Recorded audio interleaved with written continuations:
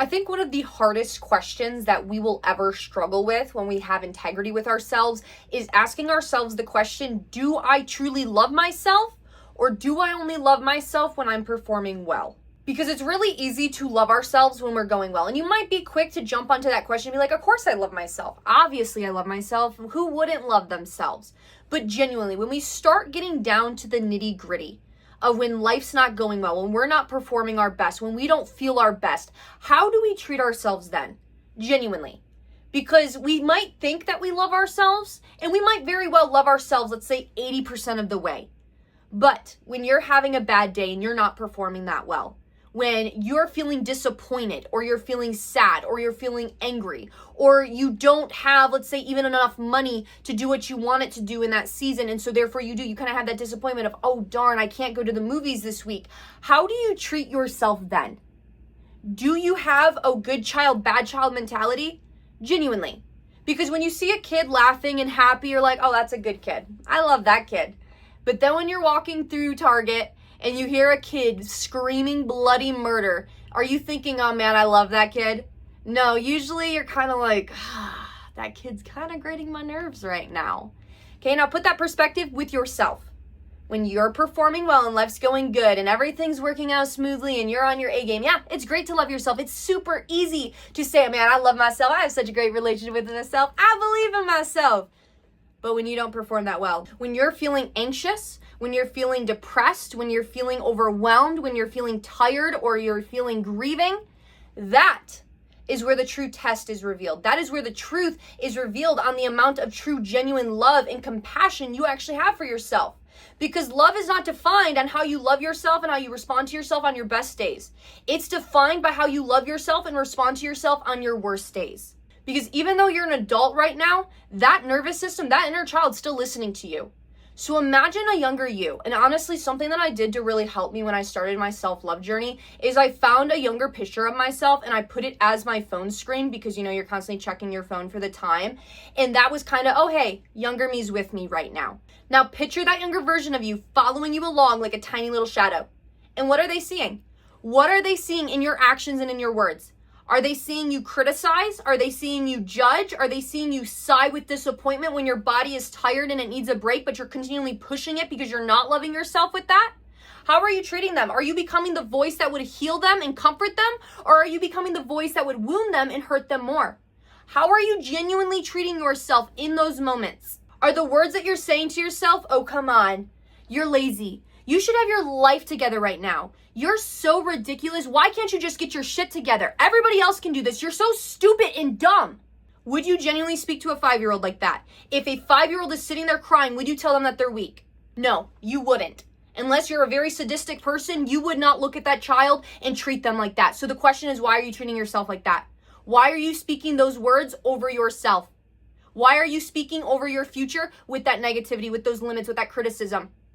That's not going to grow you.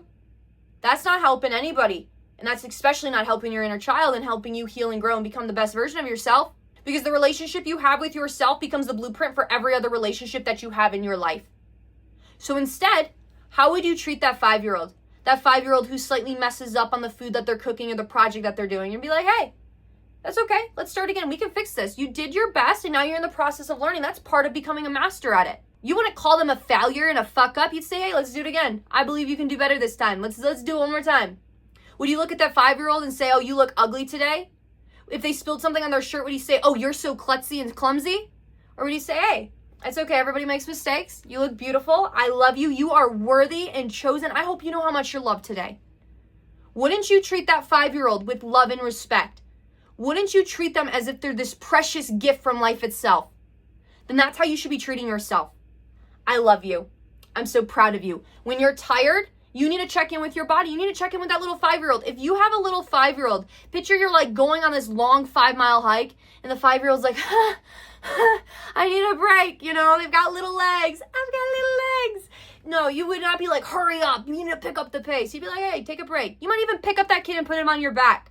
And so that's how you need to treat yourself. When your body is tired, don't sigh with disappointment at yourself. Check in with yourself and say, okay, what can I do to regulate this exhaustion? Do I have a project that needs to get done ASAP right now, that's what I'm working on? Or can I take 20 minutes? Can I go sit down, rest, regain my focus, maybe listen to some music that slightly energizes me, and then get back into it?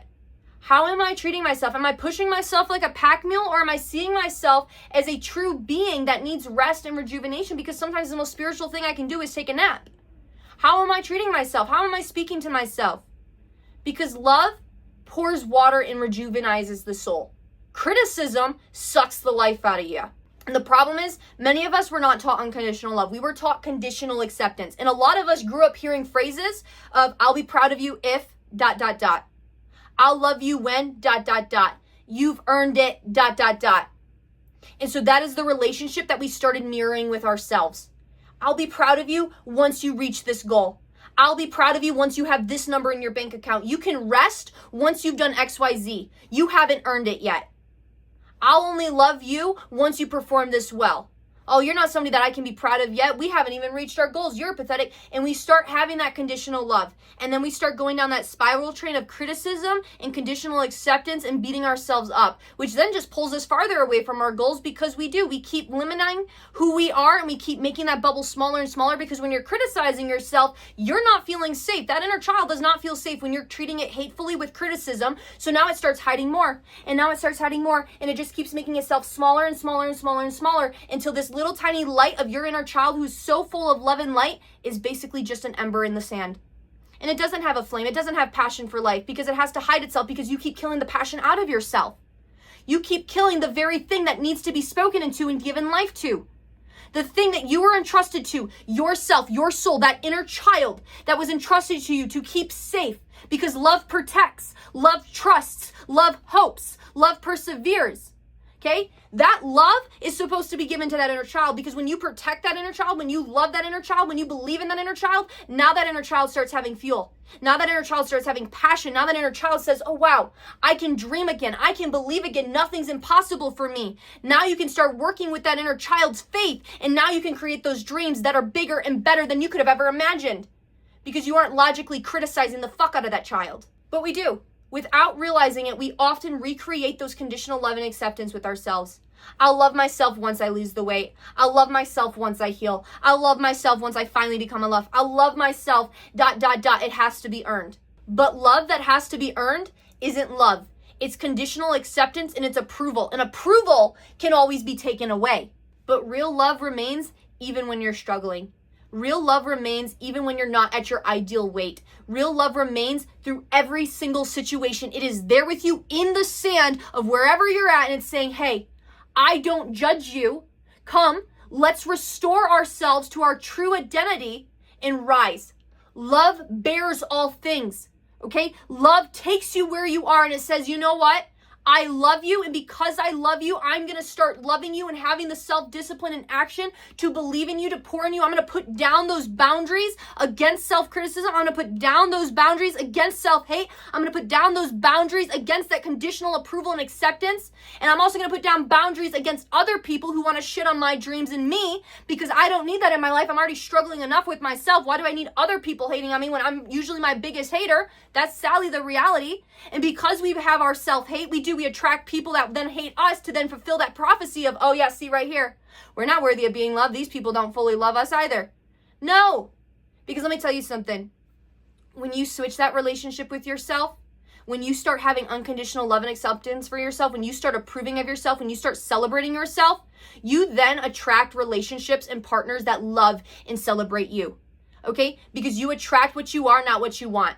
And then even if you get people in your life that do truly unconditionally love you and accept you, you're not going to see it, because you're not going to believe it, because you don't believe it for yourself. And there's actually an experiment that they did with this, of the psychology of the brain and our belief systems. Of what we believe about ourselves will be what we believe everybody else is perceiving in us. And it's called basically the SCAR experiment.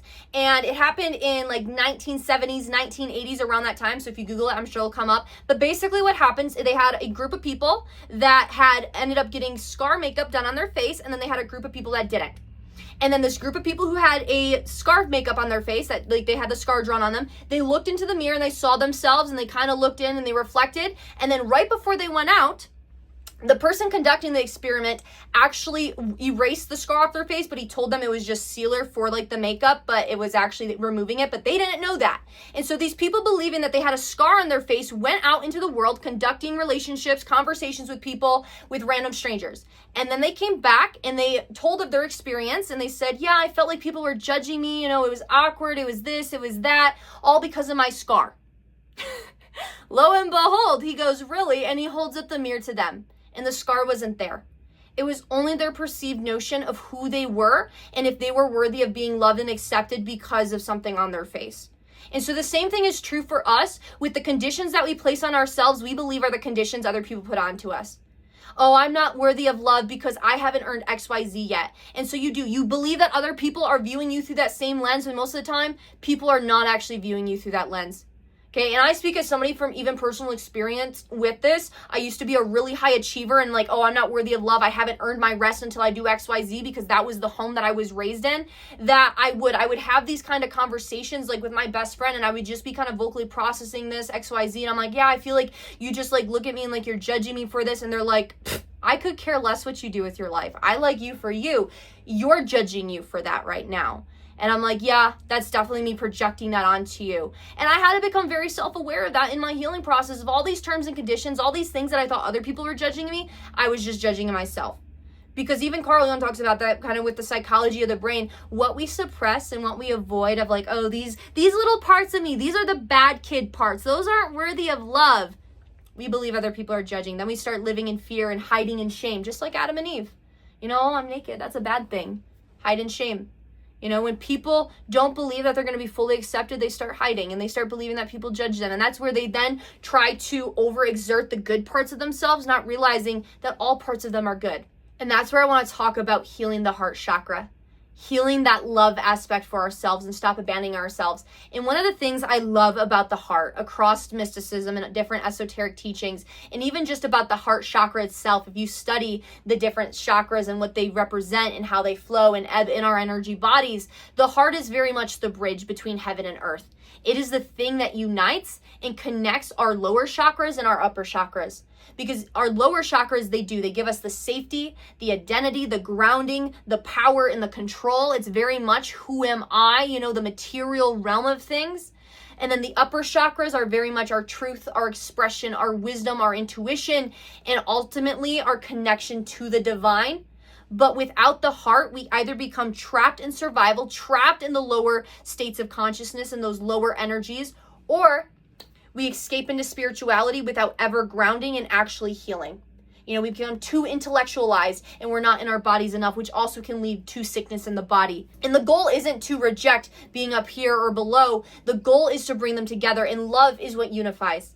And that's one of my favorite things about Matthew, Mark, Luke, and John that we do have in our modern day Bibles with Stoicism Jesus, is he constantly is pointing towards that, healing the heart, that love, that unconditional love, that agape for all things. And it can sometimes be hard to understand in a lower dualistic mindset if you definitely have terms and conditions with your love and you have terms and conditions for yourself and kind of that understanding. But he does. He constantly says love unifies. That you would love your neighbor as yourself, because when you unconditionally love yourself, you unconditionally love other people. But when you conditionally love yourself, you conditionally love other people. And that's also why Jesus in the parables that we do have very much says to forgive. When they're asking him, well, how many times do we forgive? Like, how many? Because clearly there has to be a limit here, And he goes, no, 70 times 7.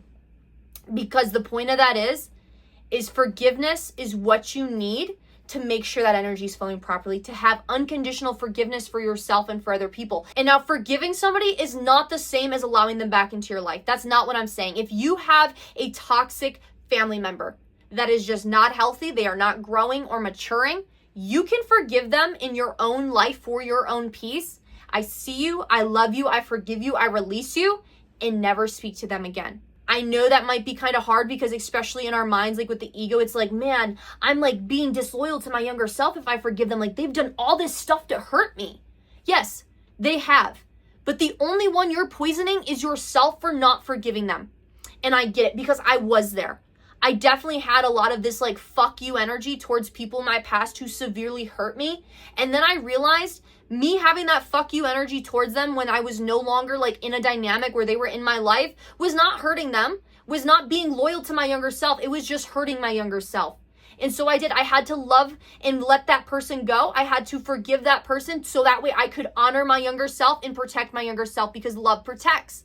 And if you have hate in your heart, that does not mean you have love in your heart. And then hate does. It weakens your energy field, which then also weakens your drive to then create what you actually want to create out of your life. Love truly is the answer and the secret sauce for making everything work in your life. And you can have loving, healthy boundaries with those people. And if they try to come back into your life, you can truly love them.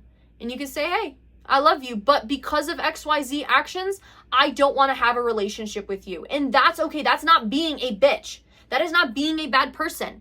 And you might be asking, well, what if I have a relative who's kind of, a fucking asshole, but I have to see them on the holidays? I can't avoid this person. I can't go no contact with them. Okay, well then love them. Make it a challenge. The only thing you can control is your reaction, right? That's the only thing we're in control of. We are not in control of how that person acts, but we are in control of our response, and we are in control of ourselves. So make it a game.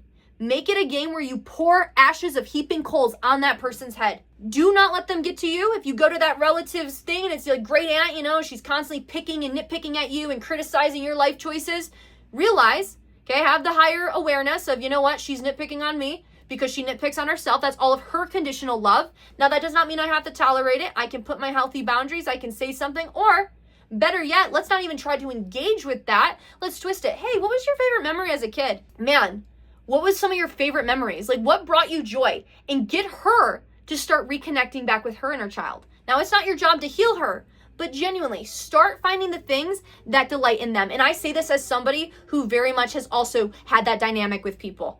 And I would be like, yeah, so what brought you joy? What was your favorite toy? And when I found out what their favorite toy from like the 70s was, I went and I Googled it. I found it. It was really hard to find on eBay, but I bought it and then I sent it to them. And I'd randomly send flowers and cards. Hey, thinking of you. I hope you're having a great day.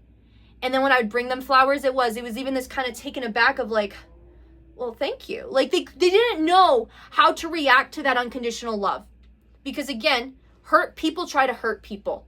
But when you get this such unconditional love for yourself and this grounding in yourself, you learn how to love people and not take offense to what they do. And that's where you truly begin to understand, as the phrase that Jesus said, in the parables of, Lord, forgive them, they know not what they do. Because you are at this place of higher consciousness of just unconditional love, that you understand that they're just doing it from their own place of hurt and brokenness and unconsciousness, and you don't take it personal. But you protect yourself and you have those healthy boundaries, and that comes from truly forgiving them, because that means you don't have ill. And if you're asking, well, how do I know if I've forgiven somebody all the way? Can you visualize that person? If that person succeeded in every single way possible, they had the best life imagined, a full plate, a full course meal on their table, and you had nothing more than you currently do right now, could you be genuinely happy for that person? Could you genuinely look at that person and be like, I'm happy you succeeded? Or would you have a kind of attitude? Genuinely, what would you have?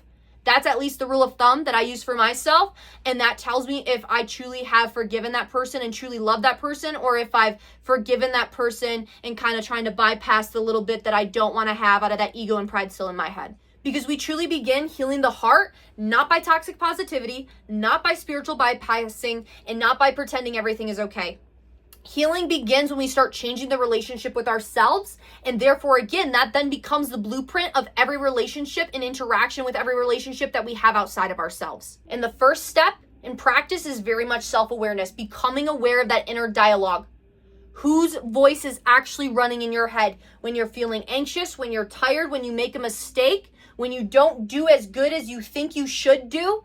Whose voice comes up? Is it truly your voice? And if so, is that phrase negative? Because then we need to fix that. Or is that phrase of a voice a parent? Is it a society? Is it a bully? Is it a teacher? Is it a relationship? Is it a pastor? Whose voice is running that inner dialogue in your mind? Who taught you that love had to be earned? The second practice is very much curiosity. Instead of asking what's wrong with me or criticizing yourself when you don't perform how you think you should, you need to ask yourself, what is this part of me trying to protect? Because every behavior, even the unhealthy ones, was once a survival strategy. It was once a version of you that survived and protected you in any way that it knew how, even if that meant criticizing you so you wouldn't try, so therefore you wouldn't fail and get humiliated and get rejected or whatever it is. And it's now stored into your nervous system and into your upper mind, okay, into the subconscious programming of your mind. So we need to have curiosity, and then we need to have and start practicing compassion. Because sometimes healing looks like taking a nap. Sometimes it looks like saying no. Sometimes it looks like just sitting there and crying. Even if that means crying over the project that didn't turn out 100% as it is, don't get frustrated at yourself, but just allow the emotions to come up and realize that that's a younger version of you that probably didn't have permission to cry in the past. Maybe that was a 7-year-old version of you that they did. When they messed up, they wanted to cry over it, and then their parents told them to grow up and that crying isn't for boys or whatever the phrase was, and that you need to man up and get the job done, stop your crying, and it was probably told that. So now you do. Now you have this mentality with yourself. I can't cry. Crying's weak. No, and you do. You suppress those emotions. And once you have that compassion for yourself, you need to forgive yourself for what you've been carrying. All of these hurt and this pain and this grief and these stories that you've been holding about who you think you are because of past choices and past mistakes, all these conditional terms of acceptance that you've had for yourself. How can you grab onto something new if you've been holding on to that? So you need to forgive yourself for what you've been carrying. You need to let it go. You do. You need to forgive yourself for not knowing any wiser. And you need to honor those versions of yourself and realize that those versions of you did the best they could with what they knew. And they did whatever they could to keep you alive, to get you to this point. And then you need to grieve fully. And what does that look like? Well, for everyone, grief shows up in a lot of different ways. But you cannot think your way out of pain. I know sometimes we like to intellectualize things. We like to try to suppress the emotions and tell ourselves why we shouldn't feel the way that we do, why we shouldn't cry over this, why we should be already over this breakup or experience or whatever it is. But what you do not feel, you do not heal. You have to feel whatever emotions come up so that way you can go through them. Now, that doesn't mean acting out in those emotions, but it means just honoring them and feeling them so that way you can heal from them. Because everyone, again, has different experiences. Everyone has had different things that hurt them. Everyone has different dynamics with different relationships because of the different lessons that they're learning with their levels of self-abandonment that they have. And therefore, grief is going to show up in a lot of different ways. It is. Sometimes it's going to show up like just feminine rage and being upset because no matter what, you know that parent will probably never show up in the way that you wish that they could. It's realizing that, you know what, these people, I can't change other people. And sometimes that's grieving. Sometimes that makes us upset. Sometimes that makes us angry. Sometimes you might be upset for all the years you lost growing up in an indoctrinated religion. All the parts of you that you were told were bad or sinful or dirty, and you might have a lot of anger. And you need to grieve that. You need to let that go. Sometimes it looks up just being sad and just really grieving the loss of a friendship or a relationship or a pet or a job or an opportunity. And you just have that sadness, that low heart, and you just want to cry it out. And sometimes grief looks like beating a pillow. Sometimes it looks like just being upset. And sometimes it looks like taking all of those pictures of a past relationship and catching them on fire and letting them burn and purify that moment. Whatever way that is healthy and not a danger to you or anyone else to grieve and process, go to a rage room if you have to, go on a long hike, scream your lungs out to some Taylor Swift in your car, grieve. Because again, what you do not feel, you do not heal. And that energy then gets stored in the body and then creates disease because it's dis-ease in your energy field. And you don't want that for yourself, which is why you need to forgive yourself fully. And then you need to stop abandoning yourself. Because self-love is not a feeling, it is a behavior. It is showing up for yourself because love is an action. Love is a verb. Love is an action. It is how you show up for yourself every single step of the way. Are you having grace? Are you having compassion? Are you having kindness? Are you having forgiveness? All of these things that we usually offer freely to other people and to strangers, but we refuse to give to ourselves. Forgiveness is not just for everyone else, it's for ourselves too. Compassion isn't just for everyone else, it's for ourselves too. Grace isn't just for everyone else, it's for ourselves. Love is a behavior, how we show up for ourselves. You know, when you have a friend, when you have somebody in your life that you love, and you're in a room that they're not present in, how are you speaking about that person? If you truly love somebody, you're probably speaking highly about them. You're not tearing them down or gossiping about them or criticizing them. You're probably like, yeah, this person's a pretty amazing person. They're really hardworking. They're kind and they're compassionate and they just have all this life. You're speaking about them and you're celebrating them. So that is the same type of level of love that you need to bring to yourself. If you're not going to criticize somebody else that you love and complain and tear them down, why are you criticizing, complaining about yourself and tearing yourself down? That's not self-love. That's self-hate. That's self-abandonment. That's self-rejection. Because healing your heart chakra, healing your inner child is not pretending your past never happened. It's not pretending that the things that hurt you never happened. It's realizing, though, that you need to let those things go. Because if you are holding on to hurt and pain, you can't hold on to love and abundance. If you're holding on to scarcity and grief and anger and all these things, you can't hold on to abundance and joy and compassion and love. If you're holding on to the past, you can't grab hold of the future. So healing your inner child is becoming the safe place in the person that you always needed. It's looking inward and saying to yourself, hey, I know you're scared. We haven't done this before. I know it's unfamiliar, but we don't got to beat ourselves up for it. I know you're overwhelmed. I know you're tired. I got you. I got you. You're safe. You can relax. You can rest. We're going to get through this. You are completely capable and competent. You're a wonderful person. Your dreams are valuable. Your dreams are worthy. I think they're good dreams because you have them. I'm not going to leave you. And we're going to figure this out together. Because unconditional self-love is not about believing that you're perfect or that you make no mistakes or that you'll never fail. It's realizing that you'll never abandon yourself ever again. It's knowing that no matter what comes upon your path, you are going to be that present friend that loves and has grace and compassion for yourself. And when you make a mistake, you're going to have that self-love and integrity to admit that and realize, you know what? Yeah, I didn't show up 110 today. Yeah, you know what? I did try to cut corners on this project. Yeah, you know what? I woke up a little late and I showed up late to work. It's having that accountability. It's having enough love for yourself to be honest, because love is honest and love trusts. So you need to build that self-trust with yourself by keeping promises to yourself and realizing, you know what? I can have confidence that I'm capable and that I'm competent to do whatever I set my mind to because I do. I keep promises to myself. And so you need to rebuild that self-trust and that self-relationship with yourself every single step of the way to heal that heart chakra, to have that just love and compassion to then bridge all of these energy centers so you can be grounded with the wisdom that you get from up above, that you can bring that wisdom back into the body, that you know that you can trust yourself to speak what's on your mind, that you're going to be able to see past the illusions of even the areas that you want to delusion yourself with, of where you're not being 110 honest with yourself, that you know that you have a strong identity in who you are, not who you think you had to be, not the false self that you created to protect your inner child, but that you can actually go back to remembering all the things that you love and that who you were before you were told who you had to be, that then you can start to reclaim that divine identity and masterpiece of who you've always been, that then you can have the desires and passion again for your life, that all of this energy is flowing in harmony with yourself because you're rooted in the house, in your house, because you're safe to be at home in your house because you have that self-love for yourself.